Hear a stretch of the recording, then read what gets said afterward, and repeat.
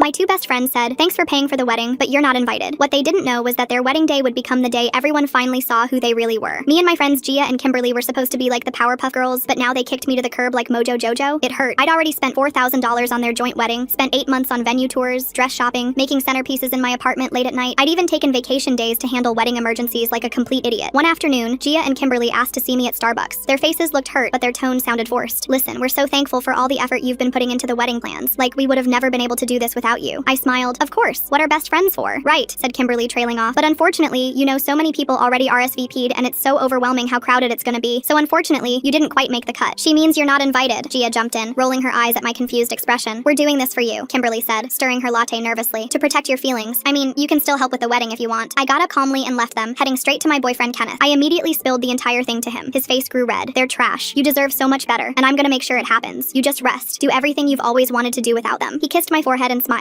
But it was tough, really tough moving forward without them. I mean, one second we were doing everything together, the next second I was basically friendless. But after 3 months, every day got a little bit easier. I joined a hiking group to get back into shape and launched my own event planning business, something I'd always dreamed about doing since I was young. "But you're not really business-minded, you know? You work best as an employee," Gia and Kimberly once told me when I brought it up to them years ago. But I was going to try anyway. I helped a few clients with their organization, orders, vows, but soon I landed my first big client, one who paid me an amount that almost made me faint. Meanwhile, an old classmate Jessica told me how Gia and Kimberly were completely drowning without me. Their DIY decorations looked like kindergarten crafts. Nobody helped with setup, and they constantly bickered at every vendor meeting. They'd even tried to get Jessica to take over my role. She laughed and said she was busy. The best part was I wasn't even trying to get revenge. I was just living. And as if things couldn't get better, Kenneth held a surprise proposal with my hiking group with a very enticing offer. "Marry me. Same date, same venue, same time." I laughed at his diabolical scheme and kissed him, accepting the ring. My hiking group immediately started offering help. "I'll do your flowers," said Shirley. "I'm doing your hair," said Becky. "My brother's a DJ," said Marcus. For the first time in my life, people were giving instead of taking. I burst into laughter and hugged them. 2 weeks before the wedding, Kenneth posted the story on Twitter, tagging friends and families and venues, adding in screenshots of everything I'd paid for with the caption, "Imagine funding your best friend's wedding and getting uninvited." People were outraged. Vendors started reaching out to me. The photographer called first. "I'd rather shoot your wedding for free. This is incredible." Then the florist, the cake decorator. Even their day of coordinator switched sides. Every mutual friend started RSVPing to my wedding instead. That's when Gia found out about my wedding from the venue coordinator who assumed she knew. My phone exploded with texts. "You booked our venue on our day? This is psychotic. You're trying to ruin our special day, but it won't work." But their wedding was already falling apart even without me lifting a finger. On the day of the wedding, their wedding hall was practically empty, each decoration tacky and clashed. My wedding hall was so packed with people that they had to borrow seats from Gia and Kimberly's joint wedding hall just to seat them outside. After the ceremony, Gia and Kimberly tried to crash my reception when the security stopped them at the door and called me over. I walked up in my dress, took in a deep breath, looked them dead in the eyes, and said, "You're not on the list."